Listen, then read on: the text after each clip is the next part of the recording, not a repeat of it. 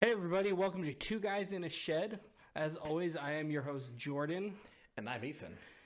You are listening to episode 1 where we are going to discuss our 5 adventuring items that we think every party should need, or in some people's cases, like 400 because I forgot. they don't know how to do their homework properly. I forgot that we were only supposed to pick 5.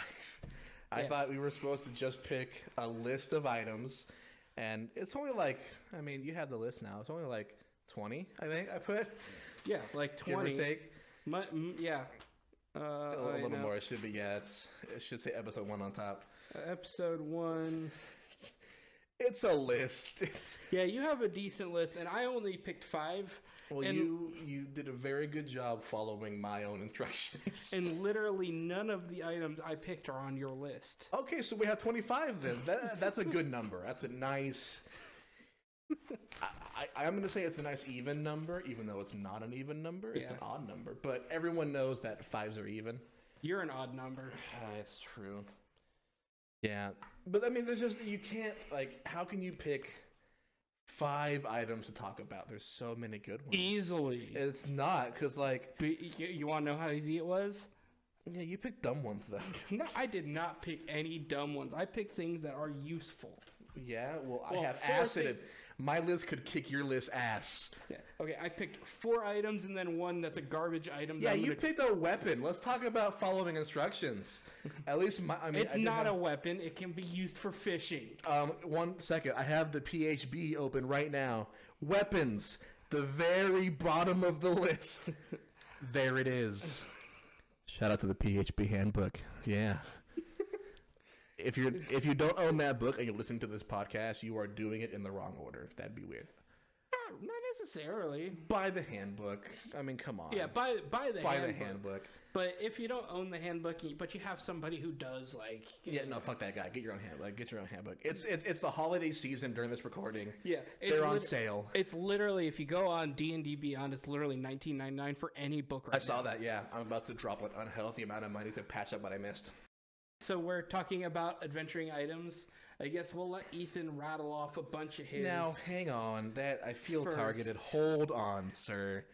We've got 20 to go through. Yeah, we might as well start powering through. And you already called mine stupid, so... Yours are pretty stupid, though. The first one is just silly. No, it's not silly. It is supremely useful. So going off, on the player's handbook on page 148, there's a list of adventuring gear. Yes. And that is the stuff that no one actually cares about. But they should. They should. It's so important. Especially as a DM who I actually like to use these, I've noticed that so often it puts my players in weird parts. Mm-hmm. Where, for example, you and I before the podcast, we talked about a certain session I had to run 2 days ago that was so bad. And it required an NPC who had a crowbar to solve the problem. Because the party had nothing. No problem-solving tools, and that's where I think 99% of what this is. Yeah, you have a plethora, which will be a different episode, the plethora of magical items, like the immovable rod, my favorite, the pigments, I forget what they're called, Noslins. Oh, yeah. Yeah. Fantastical pigments, something like that. Yeah, the ones that where you can, draw a hole in a building and stuff like that.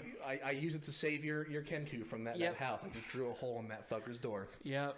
Fuck that guy and his door. I never even put it back. Did you break that Sharpie? Yes. Nice. Yeah, I'll get you a new one. Okay. I get 100 of these at work. Oh, then yeah, hit me up. That's my last one, actually. There's all the magical ones, but I feel like the focus on magical equipment makes you forget that, there's just normal stuff that normal people can use. Because in the world, most people aren't magical adventurers. Yeah. Yeah, and in the everyday person, a crowbar is the supremely useful tool. Yeah, to an everyday person, in D&D, besides you, all the crazy bad guys, all the super thieves, the majority of all the crime lords, and the bandit leaders who are off doing equally terrible things against your good things, the people who are having evil adventures, those are probably just dudes who dropped a couple gold at the general store and know how to use them. Yeah.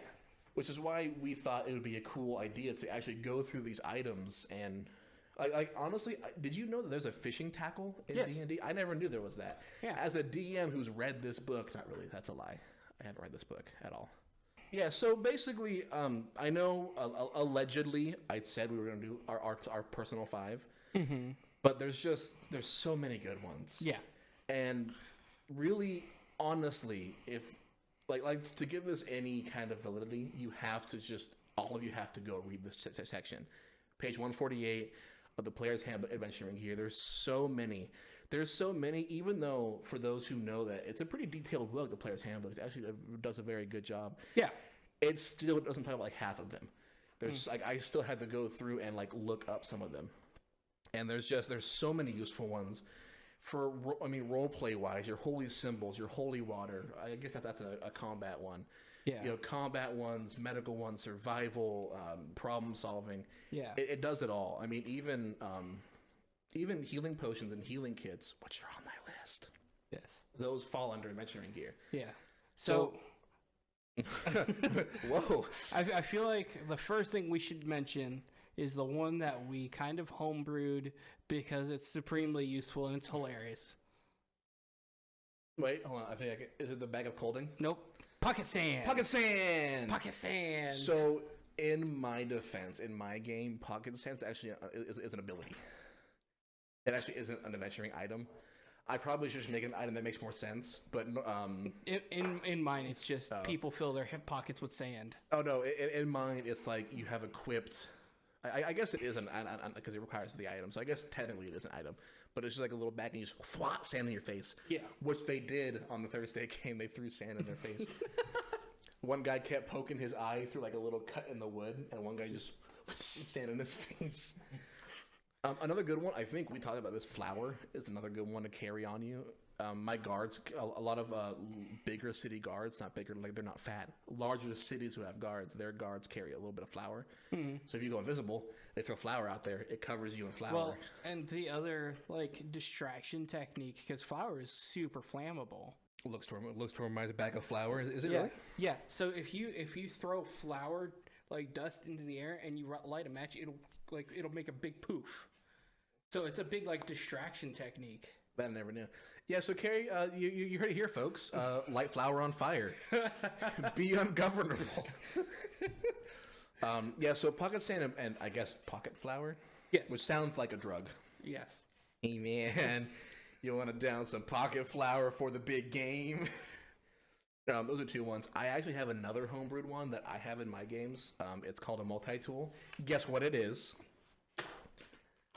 Oh my God, Jordan, it's a multi-tool. You're right. I'm so proud of you. I have one in my pocket right now. So it's actually not like a little one. I actually have it. It's like the trucker's friend. Yeah, like it's like I think it's an axe, a crowbar, and something. It's a couple of the larger tools that are into one tool.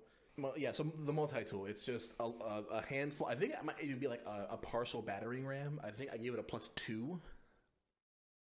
I honestly forget. Don't quote me on it. So I feel like it wouldn't be a battering ram because battering ram needs to have some substantial weight. I think it was a demolition bar, like a crowbar, but not quite.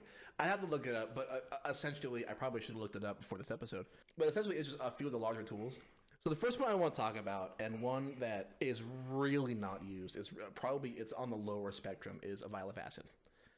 So a vial of acid is, as an action, you can splash the contents of the vial onto a creature within 5 feet of you, or even throw it up to 20 feet. It shatters on impact. And in either case, you are making an attack against that creature or object. It's an improvised weapon, you're just tossing the vial. Yep. And on a hit, the target just takes 2d6 acid damage. Now, as a weapon, it sucks. That's just... Oh, yeah. It's terrible. 100%. But it's acid. And one thing the book doesn't really let you realize that, as you would realize that as a player, if I am attacking, let's just say a doorknob, that's an auto hit. As a DM, I'm not going to make you roll to hit a stationary doorknob with a vial of acid. It just happens. You just fuck up that doorknob. Yeah. Or that lock. Yeah. Or the only time chains. The only time I would have it be a roll is if like you're messed up in the head with something, like you're drunk or. And the only time I would, I also wouldn't even, I normally don't even use the damage part of it. I just have it like, it just fucks up that item. Yeah. The only time I've ever rolled damage is they were trying to do it to manacles. There was one party that tried that. And manacles have a specific HP. If the item has a specific 15, of course you know. I wonder why. If the item has a set HP, like this item has this many hit points, I will have them roll for it. Otherwise, I mean, what's the HP of a doorknob? 5? 10? I mean, it's just easier to be like, okay, you now have damaged this doorknob, the lock is broken. I had an NPC, because the party was dumb. An NPC actually used it to loosen and dislodge iron bars from a window seal. So kind of it right out. Mm-hmm. That's really what I use it for. I've never seen it used properly in combat. I mean, it's useful. Yeah, the problem is, for me, like, using acid in combat is there's better things you can do for damage. That don't cost 25 gold pieces. Yeah, and are reusable. And on top of that, like, okay, maybe you're trying to add some damage to, like, a weapon. Like, you're pouring acid on your weapon, it's gonna destroy your weapon. Like, if you're trying to make an acid arrow, it's gonna destroy the arrow. Yeah, it's I put it under a problem-solving tool. That's all it is. It's meant to fucking burn something. Yeah. Probably one of your friends, because you're dumb, but most likely it's supposed to be used to, like, locks. That's actually a hard one to pour it into a lock. You might want to get, like, a little funnel. Yeah. Or a little funnel. Mm-hmm. As a DM, I like giving them acid because, for one, it's not going to do anything. It's just a vial of acid. They're not going to break it. They're not going to somehow find a way to shatter the realms with a vial of acid. Mm-hmm. It's just another creative way for them to solve a puzzle, to bypass a locked door. It's just another tool for their toolkit, and that's why I'm a big fan of acid. Yeah. And the one that I felt it's right below acid on the list, this one is definitely higher up on the list of, like, everyone, it's talked about, it's known, it's used, is Alchemists or Alchemical Fire. I've heard Alchemist Fire. I've heard it called both, Alchemist Fire or Alchemical Fire. In the player's handbook. In the player's handbook, it's Alchemist Fire. Yeah. But for those who call it Alchemical Fire, I see it a lot on Reddit, because I'm a Redditor. So this one, everyone knows what it is. It's just like a sticky adhesive. It's napalm in a jar. Really, is what it is. In the handbook, it is described as a sticky adhesive fluid that ignites when exposed to air. Now, as an action, you can take this vial. It's a bottle. I think it's a bottle. Flask. So you take this flask, you throw it up to 20 feet. I don't like how short you can throw it. I tend to make it 30. Like, 20 feet is pretty short. Yeah. I say 20 feet. If it's higher than that, it's an attack roll. But 20 feet, you just throw it. Up to 40, I think I do. It's a roll to hit as an improvised weapon.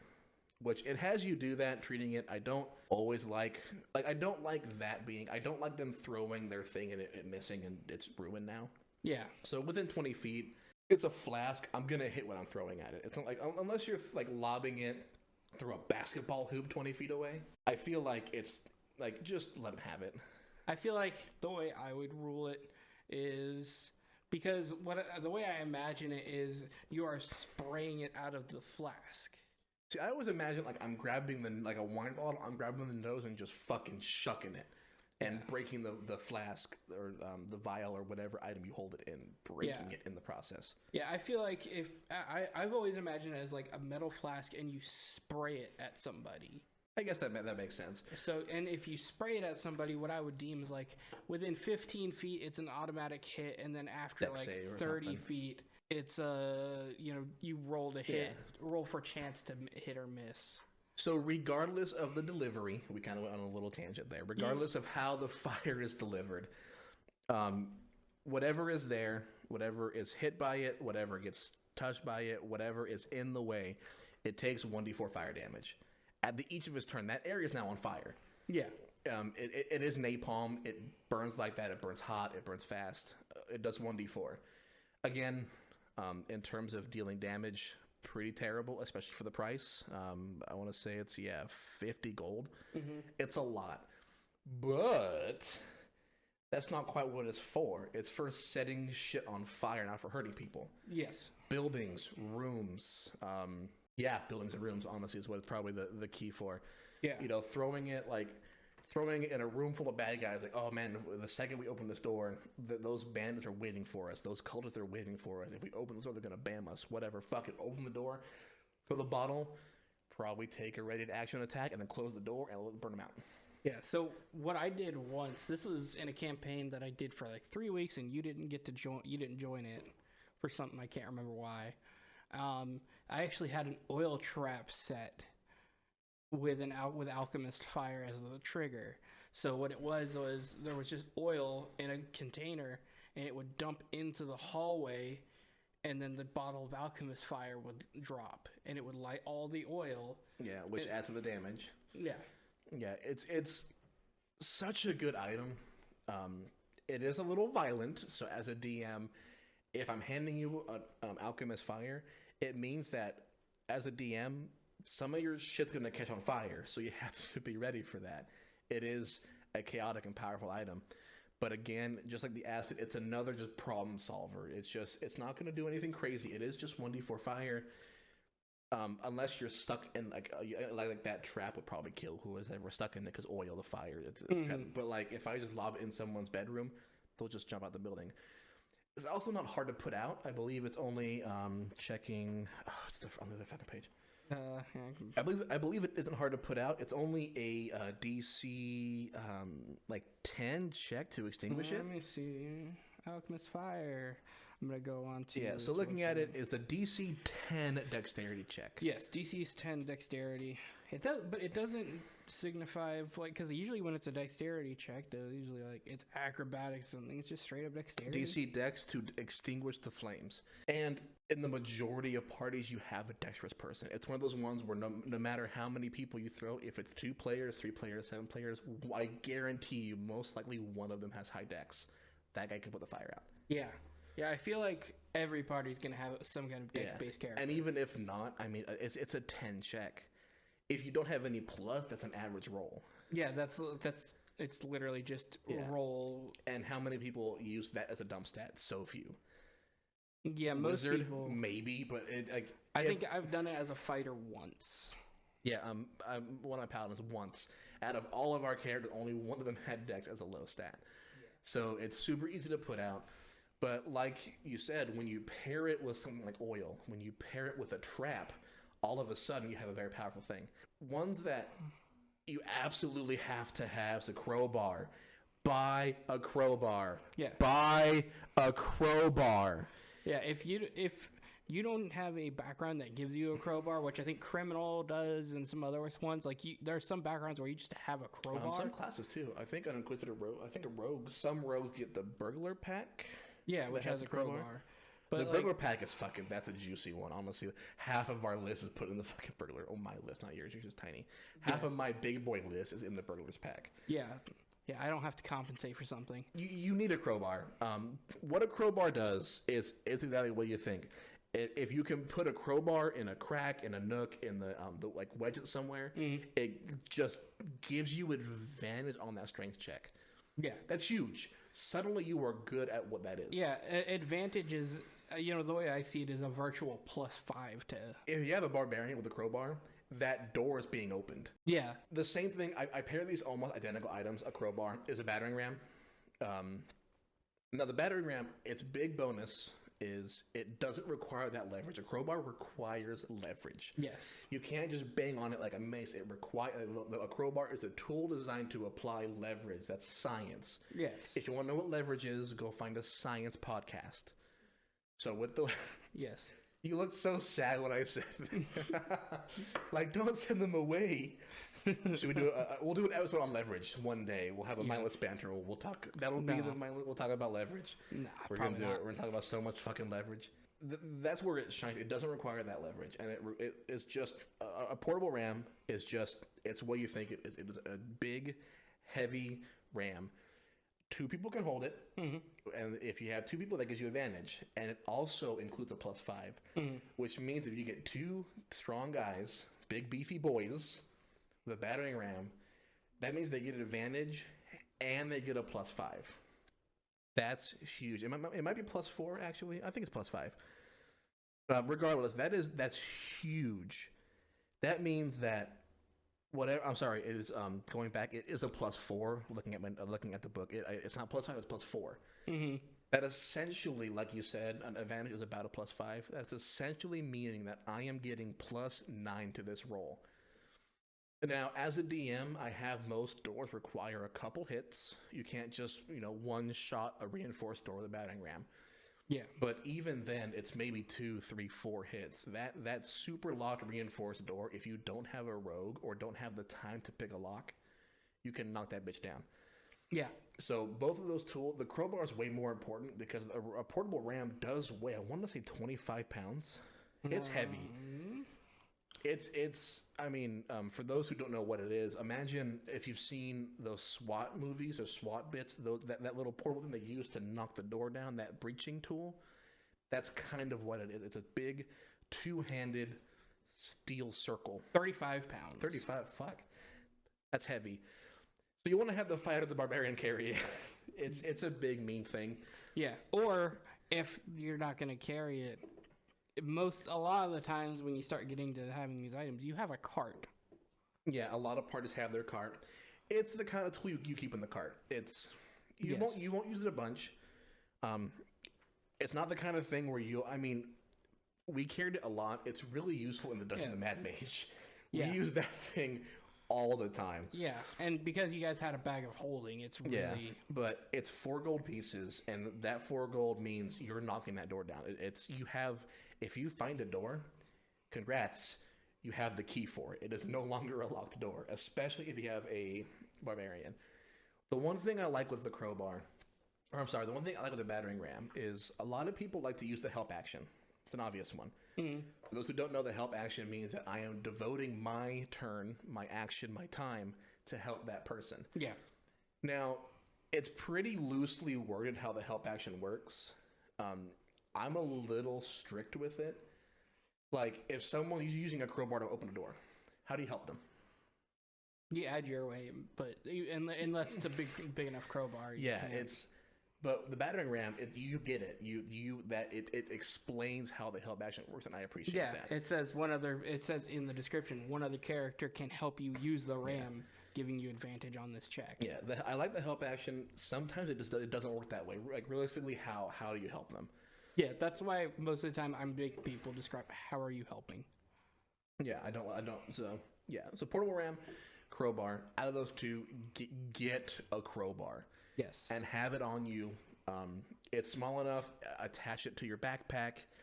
Put it in a bag of holding. Have a rogue carry it. Whatever it is, no matter where you're going, even if you're hiking through the desert, bring a crowbar. Yeah. It can bust open locks, chests, crates, barrels. You can use it for so many things. It's such a useful tool. Thanks, buddy.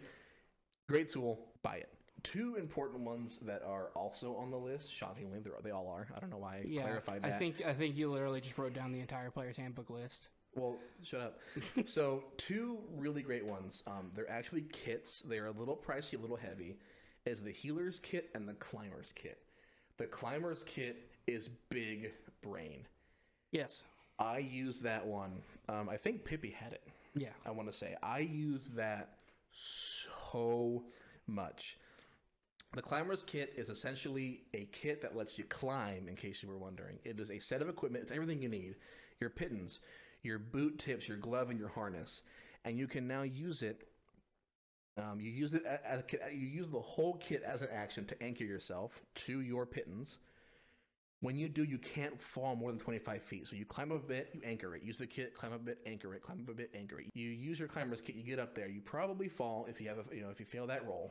You fall 25 feet. You can now just climb back up because you are attached to that. You have everything you need. Yeah. Your harness, your safe, the pittons, the boot tips, the gloves. Honestly, it is such a powerful thing. And yeah, unfortunately, you do actually have to no one does this, but you have to actually unanchor yourself to then climb that 25 feet.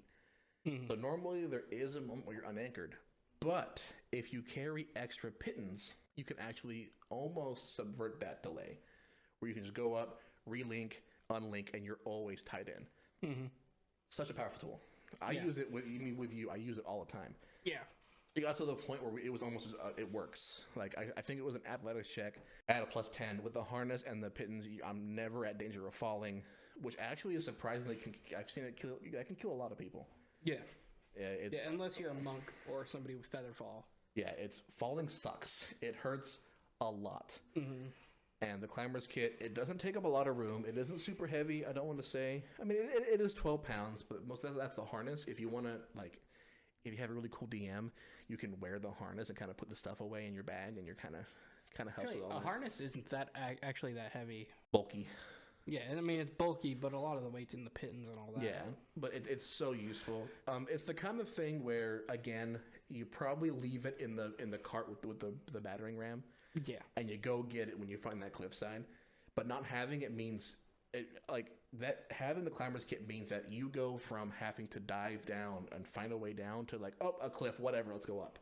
Yeah, it opens up the world. Like I make it equal to when you're playing a video game. And in the first game, you can't jump. In the second game, you can jump. The world is so much different. That's the climbing kit. Yeah. Because now you can go up, down those cliffs, up the side of the wall of the cave. You can go wherever you want as long as you have 25 feet. Healer's kit, pretty straightforward. Give this to the fighter or the barbarian. Yes. Whatever tank you have, give them this kit. Because that's twofold. For one, they're probably not going to go down. They have the highest chance to be up. And for two, if you're down, they can get you up. For those who don't know, because it's surprisingly another really ignored item, it is a small leather pouch containing bandages, salves, and splints. It has 10 uses, and as an action, you can use one use to just stabilize a creature with no check. Yeah. You just do it. You run, just like a cleric would cast Spare the Dying, just like you would heal them. You just walk up. I use my healing kit. They're not dying anymore. You just save their life. Yeah. Give it to your tank. Yes. It will save a life. Had one of the tanks on my game a couple days ago had one, that guy wouldn't have died. Yep. Everyone thinks healing potions, and those are great. Those are really useful. Get a healing kit. Yeah. It's super simple. You run up, you use the kit. They're not dying. You can use it to save people. You can even get a feat and heal with it. Yeah. Yena had that. The feat's kind of meh after probably 6 levels. Yeah. So if you want to get the feat, I would go ahead and talk to your DM. I think we had it to where it would increase over time. Like 1d10, 2d10, something like that. It was kind of whatever it was. I can't remember exactly what I ruled with that. But whatever it was, it increases a little bit. But get a healing kit. It's the kind of thing where just the fighter keeps it. It's a small pouch. Attach it to your belt. Attach it to your backpack. Whatever it is, have it on you 24/7. Ideally, have 2 or 3. Have different people that have it. That way, if that healer goes down, if the guy with the potion goes down, or better yet, he's unavailable, he's fighting. Mm-hmm. A healing kit means that you have another way to make sure you don't lose that player. And that's super important. They're 5 gold. As a DM, honestly, I like to just give one. Like one. I mean, literally, the only thing this item does is not get a PC killed. Yeah. There is no reason your DM should not give you one. Even if you have 3 healers and 1 not healer, give that dude a healing kit. I rant about healing kit all the time. I don't get why they're not more prominent. Yeah. Okay, so I'm going to get to my first item. Yeah, it's your time. I'm about halfway done with my list. Go ahead. Yeah, so this is the one that he called dumb. Mm-hmm. It's chalk. Super dumb. No. Sell me on it. All right, so chalk.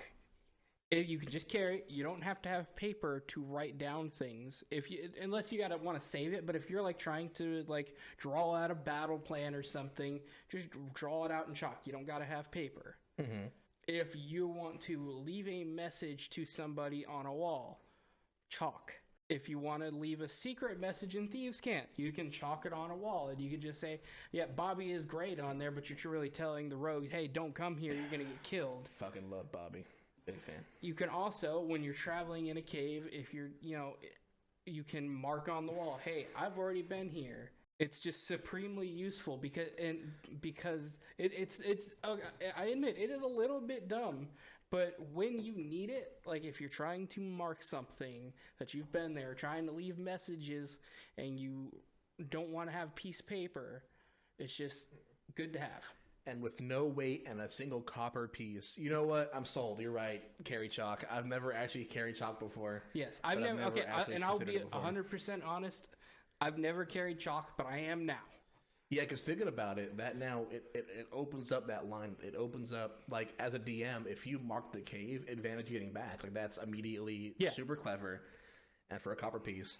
Yeah, you know what, Carrie? You know what? Today at D&D, I'm gonna swing by the general store, pick up some chalk. Yep. Yeah, I think it's also. I want to say I can't remember, but I want to say it's involved in a few spells. I can't remember. I think but so. It sounds like something you would do. If not, great. But yeah, get some chalk. You know what? I like it. So speaking of chalk, inkwells and paper. This one pisses me off so much because of the fact that people will say I write something down. People will say I write this down. I write a note. I take this note on what? If you don't, we don't have cell phones. Buy some paper, roll it up, put it in your butt crack, wherever you want that paper to go. There's so many places to just kind of tuck it up. That prison pocket. Put an inkwell up there. Put a little quill. I want to say that we actually cheated with that. I'm pretty sure I've actually used prestidigitation to make a pen. A tiny plastic tube with ink and a hollow tip. That is a trinket. Yeah. And as long as you just say it to where it's a very low value oil, you can literally make a pen with that, but you need paper. It's so useful. You can write notes, you can doodle pretty princesses, whatever you want. It's the kind of thing where everyone doesn't need it, but as a whole, the party should have access to some paper and some ink.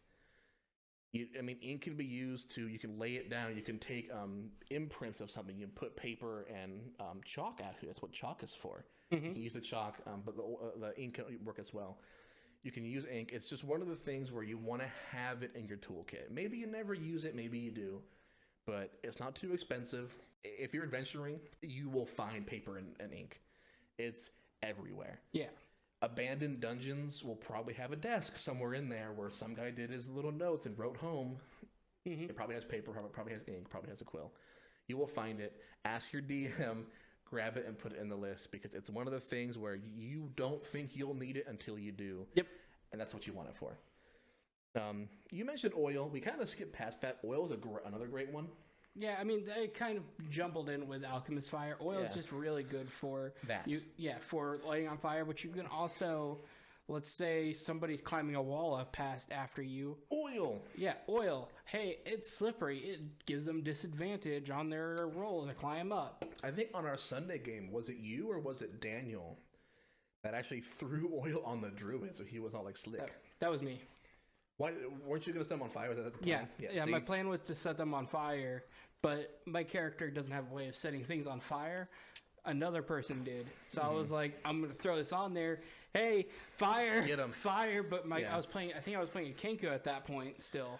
Yeah, it wasn't Natalie. Yeah. No, it was Natalie. No, it was because that's when the kid stabbed you in the leg. Oh yeah, that was Natalie. That was when Billy stabbed you in the leg. Yeah. That's right. Yeah. So why didn't we do? I think a fight broke out with the red caps, and they took your distraction. It's because the only person who cast fire was the kobold. Yep. Anyway, oil is. It's a great one. I'm not going to read the whole thing. It's actually a pretty long paragraph what oil is. Yeah. But in your head, it's exactly what you think. It's a jar of flammable oil. Take it where you may. Yeah. It's super useful. Again, like Jordan said, pairing it with Alchemist Fire is where you probably see it the most. Mm-hmm. But it's a useful item. I would put it on the lower list because really, if you don't have a way to start fire, and then again, it is just a small area of oil. You need I think it's one item covers a 5 square foot. Yeah. So you need a considerable amount of oil to do anything more than that. Yeah, but like I said, when somebody's climbing up something past you or after you, oil. And it's only a silver, so yeah, you're good. You're good to just buy a couple vials or flasks. Have that. Second item on my list: manacles. I almost wrote this one down. Actually, it's another really good one. Yeah, manacles. Again, it's one of those things where why would I ever buy manacles? how many times in our campaigns have we said we tie the guy up? I'm not going to admit that to the public. How many people we've tied up? Yeah, Every campaign. Yeah. For 2 gold, you can manacle somebody. Yeah, unless they have a vial of acid. Yeah, but for 2 gold, so you can literally just detain somebody for questioning. You knock them out. You do non-lethal. Put manacles on them. Put it in the corner, and when they wake up, you don't have to worry about rope. Because at least for me, when I always deem that when you tie somebody up with rope, you cut your rope. Because you're not going to use your 50 foot of rope. Oh, I do. I tie their hands around their body, down to their hand. I'm hog tying the motherfuckers. Listen, I have never... I'm not going to finish that sentence. Please do. You've never what with the rope, Jordan? I've never used 50 foot of rope to tie somebody up. Is that what you want? I have used it.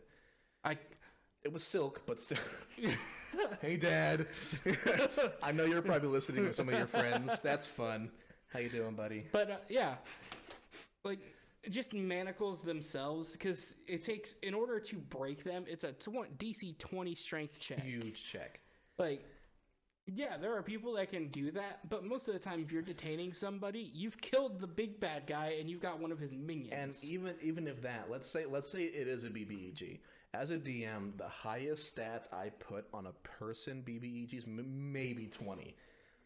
Yeah. I mean, once you get to super high level, at that point you have spells and other things to do it. But at the kind of middle ground, 1 to like 10, good luck making a DC 20. Because at most, you probably have a +3 to 5. Yeah. And that's if it's a dexterous person. Yeah. I don't normally have dexterous BBEGs. They're either intelligent or strong. Yeah. And then, like, if they have thieves' tools, which if you knock somebody out, you check them for thieves' tools. Oh my god, yes, you guys, check the bodies. Yes. And, like, even if they pick the locks with thieves' tools, it's DC 15. Yeah, and that's but if they're manacled, they can't. Yeah. And I mean, also, you're probably watching them, you're interrogating them. Yeah. Don't leave your prisoners. In D&D, it's a smash and grab when it comes to interrogation. The longer you loiter, the more time I have to bullshit arrest you for this guy. Mm-hmm. And then shit gets exciting. Yeah. I'm like, okay, this is going on too long. Oh, he has Misty Step now. That's crazy. Yeah. How many more items do you have left? A couple. So the one I wrote down was torches. Everyone has torches. That's one of the items that are used properly. Yes. But it's not always said that I'm using them. Use the torches. And they burn out, you guys. It's another thing that no one talks about that. Yeah, use them. They burn 1 hour. For 1 hour. I've seen single torches go for days. Like, it's... Yeah, and it's kind of dumb. It's not like Skyrim where you can hold a torch for 30 days. Or Minecraft where you can put it on the ground and it lasts forever. They burn for 1 hour. I will time it. Shut up. Your torch is burnt. And I think, I mean, you get 10, which is a very considerable amount of time. And, I mean, when you take into account dark vision. Yeah. I like torches, but what I love and what is really not used properly, extra not used properly, is the lanterns. Yeah, oil lanterns, spotlight lanterns are... There's 2 of them that I think people should have. I liked mine. I used them a lot. Pippi used them. You have the bullseye lantern and you have the hooded lantern. Now, bullseye lantern is basically what you said, a spotlight. It's a spotlight. It's a narrow area, but it's a big, bright light. Yeah, it's a spotlight. It's a spotlight. It casts bright light in a 60-foot cone and dim for an additional 6. That's 120 feet of seeing things. Yes. And it doesn't cause a lot of... It doesn't draw attention to you as much as a normal lantern. Yeah. And it burns for 6 hours with 1 thing of oil. Yeah, and oil, that was 5 silver? I think it's 1 silver. 1 silver. Let me check. I have the PHB open over here. Yeah, it's 1 silver piece. It does weigh a pound. So, but I mean, 4 pounds of oil is out 24 hours of burning it. Yeah. And right below that, I love the spotlight one, but the one I carry is a hooded lantern. All it is, it's a lantern that casts bright light in 30 feet and dim for another 30, that's 60 feet. It burns for that same 6 hours, but as an action, you can lower the hood of this lantern, and carry it, and it only will cast 5 feet of dim light. Mm-hmm. If you're going through the dungeon and you hear some kobolds up to no good, flop that hood down. Yep. You can literally put the lantern down and dive 5 feet away, and all they see is this little glowing lantern. You can even use it to set ambushes. But, make a noise, put the lantern down, they'll go to the lantern, you're in the dark around them. Yeah. So lanterns are really useful. Yeah. Get a lantern. What's one of the other ones, Jordan? I think you have one more. No. I've only said 2 items. Okay. I'm sorry. This is just such a fun topic. Yeah. Looking back, this should have been a 2-parter. So a signal whistle. My guards carry those. Yes. It's so useful because between the fact that you can just, if both 2 party members, like they split up, your 2 sneaky people, like the rogue and the ranger split up, and they don't have the ability to cast message, signal whistle, while it's not silent, it's, quiet enough that if people aren't super paying attention, they can communicate. And they can also, use Morse code in a way to, hey, this is how many people are here. This is how many I see, stuff like that. They can transfer information easily with a signal whistle. I actually have my guards again in the same big cities that they have the ones that have flower. Yeah, they actually are proficient in whistle. It's a language I homebrewed, where it means that they can communicate direction, amounts, dangers. They can communicate basic information back and forth with just whistle bursts. Yeah, and that's what I'm talking about with it's one of those things where I thought about this. It's something I want to go with Daniel's character because him and I travel together. We have ability to communicate through whistles. It would make sense because in the session or in the campaign, you're both bounty hunters, so you would have to be able to chase a guy down. Yeah, and being able to communicate on a quick, loud thing with Morse code or short burst messages is supremely useful. All right, you know what? Let's do something crazy. Ready? Let's have you say 2 in a row. What's your next item, Jordan? So this is one similar to your climber's kit. I knew you were going to bring up climber's kit. One that I really think for traveling with a cart is only if you have a cart, I'll say. A ladder. A 10-foot ladder. You can put that ladder against a building and climb onto a balcony with very little need for an athletics or acrobatics check. If someone builds a big, beautiful wall, you can bring that ladder and just climb that wall. Yeah, it's a 10-foot ladder, so you could plop it up there, climb up. And it's 10-foot ladder's 10 steps because it's a foot per step usually. So you climb up, bam, you're good. Yeah, you're 10 feet higher. You can even go up there with a climber's kit, and you're now if it's a 35-foot wall, you can use that climber's kit and get up there in that one go. Yeah, and with a 10-foot ladder, so if it's a 10-foot ladder with no standoff, you can probably get to 8 foot tall. Well, you're going to get 8 foot off the ground, your feet 8 foot off the ground. Average person is 6 foot tall, so you're going to have 14 foot of reach with that. Yeah. So let's say you put that below a balcony.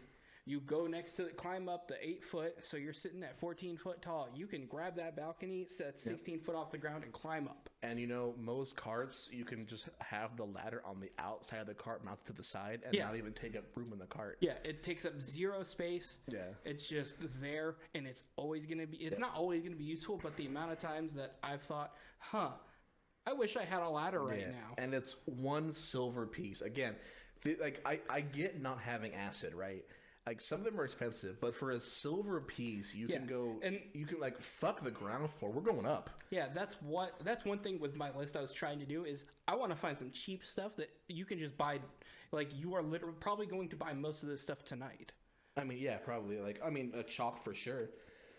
There's one item that I actually really, really like. Well, I think I have 4 more. I have 4 more on my list, but 2 of them are similar, and those 2 are ball bearings and caltrops. Yeah. Caltrops are often used, and those come in. But people, it's a trap. For those who don't know, a caltrop is an item that, as an action, you can spread a bag of them. They come in a bag. They're an item. They're an item, Jordan. Oh. Actually, they're an adventuring item. Oh snap! They come in a small bag. Again, a thing that is attached to your belt. I love that kind of gear. It's just a thing on my belt. I can use it for later. And as an action, you can spread it on a square area that is 5 feet, so a 5-foot area. Yep. It's anyone that enters that area must make a DC 15 Dex saving throw, or stop moving that turn and take 1 damage. They just stop moving. they don't get slowed down. It's not difficult terrain. If you're being chased, just fucking as you're running, you're running. As an action, fucking throw the caltrops out. Yeah. The guy chasing you, if he fails that save, he's done moving. That is, I feel like people don't understand. You know how hard it is to make someone just stop moving? You can slow them down, you can do whatever, but I just say you're done. Yeah. Stop right there. Yeah. And the same thing with ball bearings, except they're not as dangerous. But my big thing that I really like about ball bearings is you can take one, if there's a hole, take one, drop it, intelligence check to see if you can figure out how deep it is. It's or you can even throw it against a wall. You can a thing to throw and distract somebody. Yep. They're a really good item. I've even debated using them to mimic a pouch of coins, shaking them around to make the noise, to make it sound like I'm rich. Mm-hmm. Or I'll if it's a dangerous area, I'll actually put it on, like I'll move it with, like I'll have my coin purse, I'll switch it out with a ball bearing bag. Yeah. So if I get pickpocketed, fuck you, you got ball bearings. Yep. They're cheap. They take up no room on your bag, and they are just problem solvers. Yep. A caltrop, solve a problem. I love using them. Ball bearings, carry them. You do. I mean, ball bearings come in a burglar. If you're playing a rogue, you probably have a solid handful of what we just said. Yes. Like honestly, if I could just go to, like right now, text your DM and go purchase a burglar's pack. Yep. Thieves know what's up. There's a reason they know, like they're good at stealing shit because they bring the right equipment. One that is pretty expensive. Don't worry, not the spyglass. That one's fucking ridiculous. A magnifying glass is a big, important one. Yeah. So a magnifying glass, we all know what that is. It's a little glass thing, makes things bigger. Yep. But if you read the description, if you use it to inspect a highly intricate item or a small item, it gives you advantage. A book, paperwork, I would count those as small items. So if you have, let's say you have the captain's journal and you have to check it for information on where the missing soldiers went. If you're having a magnifying glass, what? I do want to bring up magnifying glasses are 100 gold pieces. Right. A spyglass is 1,000. That's what so they are expensive. Yes, it's super duper expensive. It's a lot. But it gives you advantage on checking small things. And I feel like as a DM, most information, like more than half of it, comes from books, paperwork. If you're going to go to the library, and spend a day investigating paperwork, if you bring a magnifying glass, I'm going to get advantage. Yeah. You can, it's just, you're better at looking at things. Mm-hmm. Old text, torn papers. You advantage across the board. That basically makes up for a magic item. The eyeglasses investigation. I forget what they're called. I can't remember. But I mean, it's similar to that. It's a magic item. A magnifying glass is expensive, but I mean the ability to just get advantage on investigating small things, that's huge. So I got a quick tangent. My first ever campaign, it was this guy doing similar to what you're doing for the Sunday game, where we have no money and we have no items. You're welcome. And then he was like, yeah, you guys, I don't know, you find a couple things. You find like 2 copper coins, this, and a magnifying glass. And in my head, I'm like, okay, I'm going to take the magnifying glass. And everybody's like making fun of me, like, why are you taking the magnifying glass? Get fucked. Yeah. I walk up to the general store. I'm like, I have this cool item for sale. It's called a magnifying glass. Can I get 50 gold for it? And the DM's like, no, they're not worth that. I'm like, check the player's handbook. Yeah. So they open it up and they're like, it's worth 100 gold. Yeah, I'd give you 40 gold. Use thing. Yeah, like in this, like we have no money. All of a sudden, I have 40 gold. Yeah, all of a sudden you're rich by normal standards. Yeah, I mean it's a really useful item. Like it's so easy to overlook, but advantage just there's no charges, there's no requirements, there's no attunement. You whip this bad boy out, and you can now investigate all those books. You can now investigate the intricate tapestry. there's a reason in all the spy movies, or not, I like detective movies, that motherfucker busts out the magnifying glass and leans in real close. Yeah. Yeah, 100%. Now, it is expensive, so if you can get one, it's the kind of thing where most likely you'll get one at higher levels. Unless you have those goggles that give you advantage, get one. At level 20, fucking get the goggles. You get advantage. Everyone loves advantage. Go do that. Yeah. Now, you have an interesting last one, so I'm going to do my last one. Okay. And then we'll do your last one. Yeah, my last one's going to be a whole discussion. Even though I actually did skip a few. Chains and rope, get those. Yeah. Everyone knows rope. I do want to, we'll go back to a different one, but I want to do two real quick, then we'll do your last one, then I'll hit a few last items. So another one that I want to bring up is grappling hooks. Yes. Those are very simple, very useful, not too expensive. I want to say they're about 2 gold pieces. They're about 4 pounds. Mm-hmm. But it's an item. You just attach it to a rope, throw it up there. It latches on, and you now have a rope attached to a ledge, a balcony, a roof, whatever it is you're trying to throw at. It's a great way to reposition, give you access to something. I would put it along the lines of the ladder. Yeah. Just have it. If it comes up, it comes up. I keep it. I would keep it like your rogue should carry it. Honestly, that's kind of your rogue, your monk. A dexterous person should have one. Yeah, because you get it on a long rope. Throw it way up there, latch onto the 3rd floor roof. Congrats, you have a beeline to the 3rd floor roof. Yep. Ideally, if you have climbing, honestly, it kind of makes it whatever. Like a tabaxi would never need a grappling hook. Yeah. But it's just a useful tool to have on you. Yeah, and even if you have a tabaxi or somebody with climbing speed, just the ability for anybody to be able to do that in general. It can be used to solve traps. Swing across a pitfall trap. It's the kind of thing where it's a really useful tool. Get one. It falls under the just buy it and put it in the corner for the day you need it. Yeah. You might never need it. You might need it. Yep. It's just a useful tool to have. It's similar to antitoxin in terms of you maybe need it, you maybe don't. So antitoxin is notoriously expensive. 50 gold pieces per vial. One person can drink it. As an action, you drink this vial. You have advantage against saving throws against poison for an hour. Mm-hmm. Now, that does kind of suck. Like, that's pretty weak. It doesn't last very long. Especially for 50 gold. For 50 gold, yeah. I mean, that's even for well-off parties that have maybe 1,000 gold total. 50 gold is still a huge amount. Yeah. I prefer to kind of go through the monster manual, pick a poisonous or venomous creature, and then somehow before that fight, they get antitoxin. Maybe the wizard rolls Arcana or rolls the ranger rolls nature, whatever, and they find out that you can turn a venom into antitoxin. And maybe they can go about making it. I do want to do an episode on using the tools more, like the herbalist tools and kits. Yeah. So I'm sure we'll come back to antitoxin at that point. It's a useful one. This one's more for the DMs, but give them the antitoxin, especially it's the kind of thing where if you have a big scary monster in a cave, maybe at the edge of a cave they find a skeleton holding an antitoxin vial near its lips, but he couldn't finish the vial. Foreshadow that fight.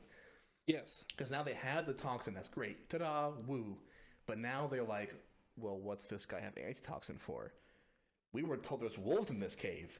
And you let their brain run wild to think of all the terrible, creepy crawlers that might be in that cave. That's where I see antitoxin. Yeah. And the last one on my very, very modest list. 20 items. Modest list is chains and then a block and tackle. I put them together because a chain is stronger than a rope. It can hold a lot more. They're shorter, so just buy multiple chains. I like to let my players buy them in 5. Like, you don't buy a 10-foot chain, you buy them per 10 feet. Yeah. So I think a chain, for those who don't know, a chain is sold at 10 feet. It is 5 gold per 10 feet. Mm-hmm. Again, in this world, they're handmade. So maybe you work with a blacksmith to get some. Maybe you help make it. Maybe your blacksmith makes one. Whatever it is. It's literally just a sturdy rope. It's good for holding things. It's not good for climbing. It's not good for all of that. It's great at holding two heavy things and being able to. It has a little much higher resistance. Yep. It's harder to cut if you want to dangle something long term. A lot like that. But a block and tackle, that's where things get really interesting and the creativity is kind of forced. So a block and tackle is a set of pulleys with a cable threaded through them and a hook to attach to objects like a chain. Now, a block and tackle allows you to hoist up to 4 times the weight you can normally lift. Yep. What is the math? I think it's 30 times your strength score. And that's for to your lift. That's your push, drag, and pull. So what's to lift? So that's your push, drag, and pull. And it's also your lift score. Okay. So 30. So if you have 20 strength, which is not unreasonable, that's 600 pounds you can push, drag, or pull. Times 4. That's 2,400 pounds you can lift. You can set, and you can get creative. You know, with enough rope, chains, and ladders, you can build crazy devices to lift statues, to steal statues. I have like a pulley and chain can get so fun, so interesting. You can even rig a trap where a pulley and chain is holding up an item in the dark of a cave, and when you trigger it, it drops the item. It's just a pulley on a rope. It's just, they're so fun. I use them all the time. My goblins and my kobolds in my game, dude, they fucking love also block and tackle. I can't remember. I think Goliath's, that number is doubled. So you can do 4,800 pounds. 4,800. Like at that point, it's just, I mean, it's just so fun. My favorite part is when you have a block and tackle, they do that. You still have to attach the pulleys. You still have to rig up some kind of pulley. So think of like, for those who maybe can't picture it, maybe, you don't really understand how it is. Picture like an old well. Mm-hmm. The well has those stands and that little roof and that little pulley. That's pretty much what it is. It's just an elaborate pulley and cable system. Yeah. So you still have to rig it up. It still has to be, if you want to lift an item, it has to be above it. So a roof, a ceiling, supports. You still have to be creative with it. But as a DM, giving you a block and tackle, especially building a situation around a block and tackle, like let's say you have to lift this crate, this giant heavy crate is blocking the sewer entrance. Okay, I'm gonna stop talking because Jordan has a finger up. If you are a Goliath with a block and tackle, you get enhanced ability cast on, you can get up to 9,600 pounds. 9,600 pounds. That's full elaborate stone statues like that. You can just lift that. Yeah, as a single person. As a single person. But you see what this is. Like this opens up a whole thing, and I actually use them. We'll do an episode on traps. I do want to go over world building with just traps because that's a whole fucking thing. Yes. One of my favorite ones is encounters where you just have something blocking your path. Like the sewer entrance. There's a grate that takes you down to the sewer. You have to go chase the bad guy. Well, he put a giant, heavy box filled with hundreds and hundreds of pounds of ingot. Yep. And the only thing in your room is a couple crates and a pulley system. I like seeing them like, okay, so if we stack up these 2 crates side by side, and then, on top of it have a big heavy plank, we can put the pulley on the plank over it. Yeah. So it's just a really cool item. I like them a lot. Yeah. And if you are a person with an off-road 4x4 vehicle, you can buy these in real life. They're called a snatch block. There you go. If you want to lift 9,600 pounds IRL. Well, if you've got like a car that's 4-wheel drive and somebody gets stuck, you can use a snatch block system to pull that car out with a 4x4 vehicle and like make it seem like there's nothing there. Make it super easy. Yeah. I think it was Smarter Every Day did a whole series on snatch block. It's super cool. Yeah, they're super useful. They're a real thing. Like this is not a D&D item. So at their surface, they all do very simple things. They all normally just serve one purpose. But if you get a party together and if as a party they take those 2 or 3 brain cells they all have as one, and you put them all together, they can form really cool, really intricate traps, solutions. They can solve puzzles, and these items they give such a neat way to interact with the world, and that's why My list was super long because all of these items are just super neat. And now, my your last item, which makes no sense whatsoever. So this item, I will be 100% honest. It makes no sense. It's a bad item. A lot of people 100% agree. It is a bad item. But one of my favorite pastimes in D&D is taking something that is terrible and figuring out how to make it broken. I made a character for a game where I wanted to make the whip a broken weapon. And it worked. Yes. It was a Kenku monk rogue multi-class using a whip. It was a Kensai monk, so I was doing D6s. And then my DM messed up and gave me a weapon that made my thing follow that scale, but it was like a whip of the Hydra or something. And whenever you nat 20, another whip would form. Yeah. So, and it was up to 5, and each end of the whip increased it by a number of that weapon. So it was originally supposed to be like 5d4, but by the end of it, I was doing 5d8 damage because I'm a Kensei monk. Yep. And I'm also getting, since I'm multi-classed with Rogue, I was also getting sneak attack, and I was also getting all this other stuff. Like I broke the whip a little bit. So what's this item you want to break? Okay. A net. Hear me out. So here's why it's universally seen as garbage. The net's ranges are 5 to 15. So it's 5 for normal range and then 15 for the extended range. And it's considered a ranged weapon. Now, the reason it's seen as garbage is because it's seen as a ranged weapon, your initial distance is always going to be at disadvantage because you are within 5 feet of your target. So no matter what you do, if it's before the 5 feet, you're going to have disadvantage because it's within your reach. And if it's after the 5 feet, you have disadvantage because that's the extended range. Yeah. Another way that I don't like them a lot, I don't use them a lot, is their DC to get out of them is also really low. Yes. The DC to get out of a net is only a DC 10 strength check. Yes. So the big thing why I want to break it, figure out how to break this item, is a creature that is hit with it. It's not a dex save for them to miss it. If you hit them, they are automatically restrained until they are freed. In order to get themselves freed, they have to use up their action anyway, so it screws up their action economy. So what I'm trying to figure out, and this is so far the part of my character build that I'm figuring out how to break this. And technically, this is actually under. I know this is. Yes, it's a weapon. It's a special weapon. Yes. But I think a net it's an item. You can use it for fishing. It's an adventuring item. It's an adventuring item. Okay. I'm gonna take my lance and go fishing real quick. It's an adventuring item, guys. It's not an officer. It's not a weapon. It's a long range fishing stick. Yeah. Okay. So. The creature is restrained, which means anybody who tries to hit them automatically gets advantage on that attack. But here's the thing, right? So, because with the net, it's not just a DC 10 strength check to escape. Also, it's you deal 5 slashing. Yes, it breaks. I right. know it's garbage. So I know. So how would I attack someone in a net that you can do bludgeoning and piercing damage? Okay. Because it specifically says slashing damage. That's not right. Bludgeoning or piercing. Now, here's the other thing. And now again, this is my build so far.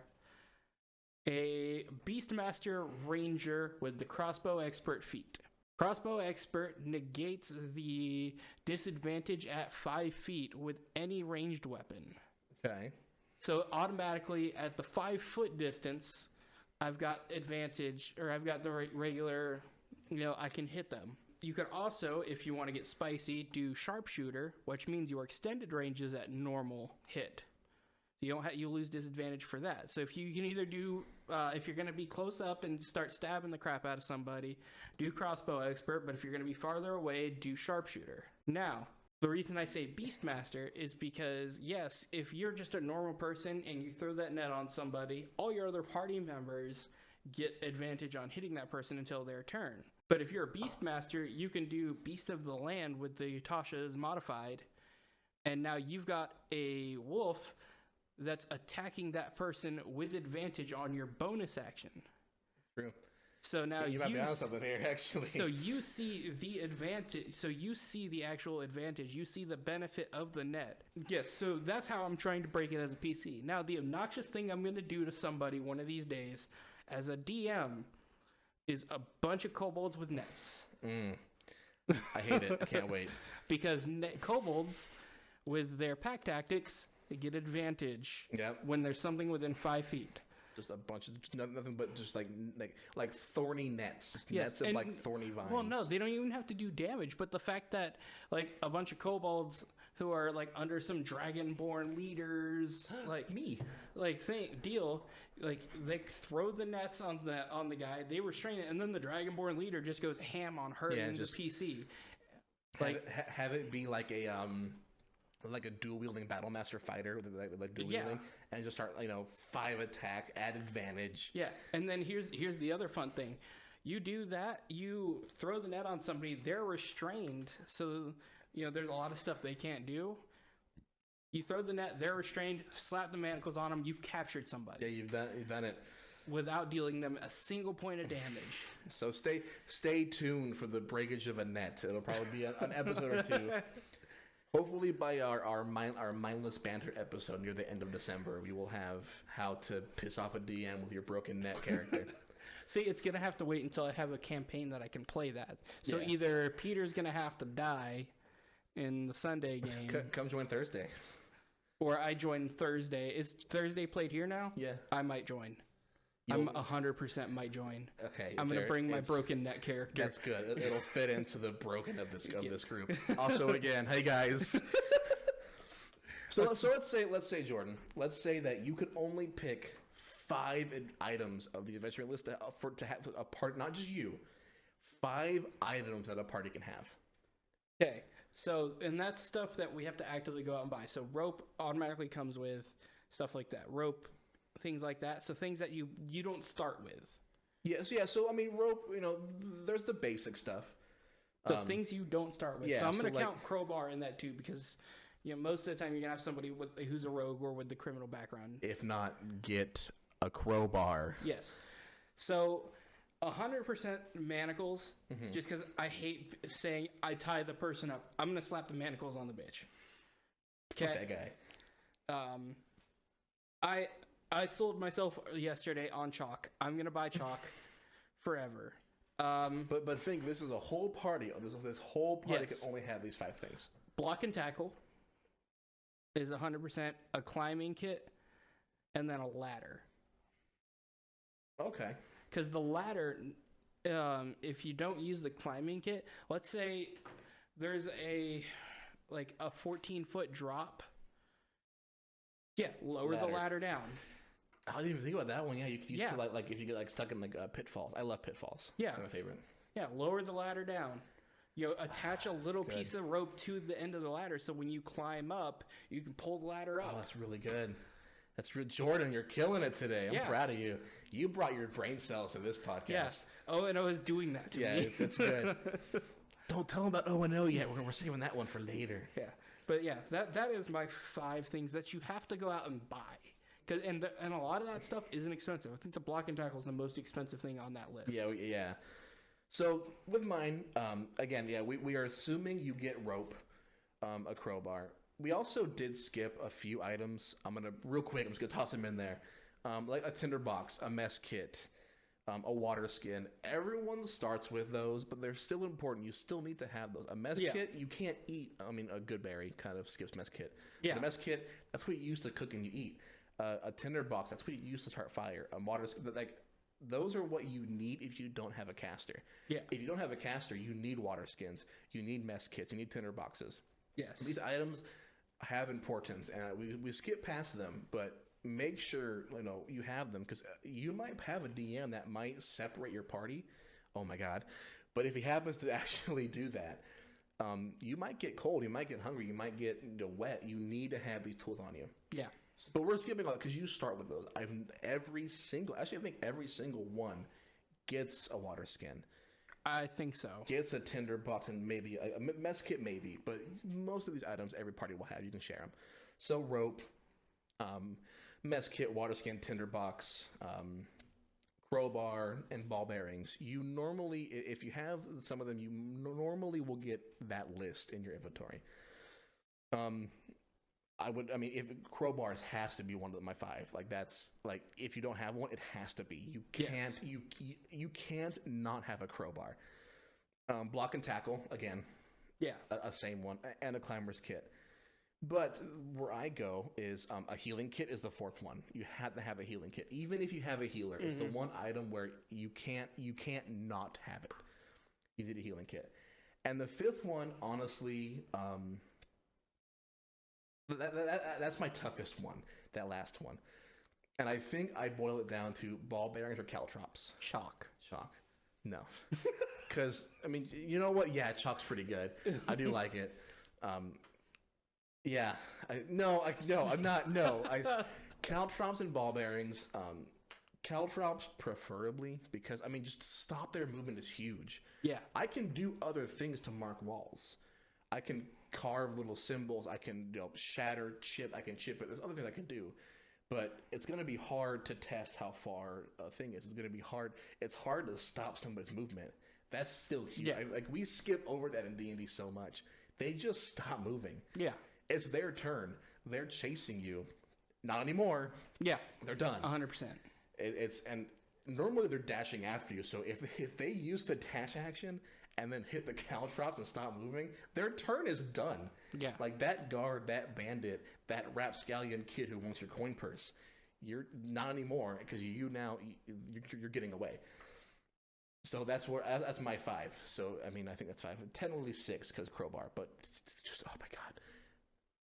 Buy a fucking crowbar.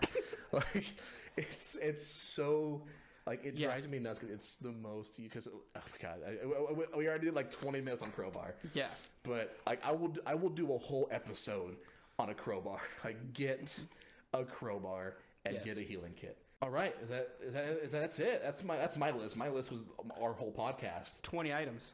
Is anything else on your tiny itty bitty list over there you want to go over? Like a lot of things in life, it was 4 times bigger than mine.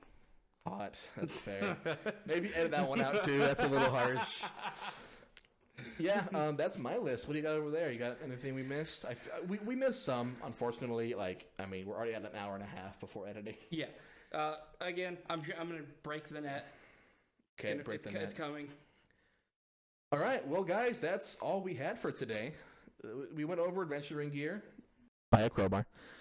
Yeah. It's so important. Well, folks, that's all we had for today. As always, I am your host, Ethan. And I'm Jordan.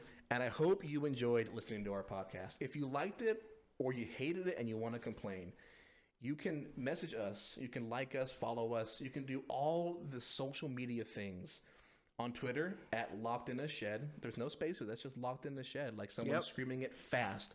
Locked in a Shed. Like that. It's just quick, you see. It's capital L, capital I, capital A, capital S. I don't know if Twitter's... I'm not sure. Hey, check real quick. Stand by. Nah, I won't check. Or don't stand by. So go on there, follow us. That's where we post. I mean, everything right now, really. That's just where we do the majority of our interactions with nobody yet. Leave a rating, leave a review, leave a comment, leave a like. That's what's gonna get us getting to where we want to go. So YouTube, Spotify. That's where we're posting these, which is kind of silly because that means you've already found us because that's where we are.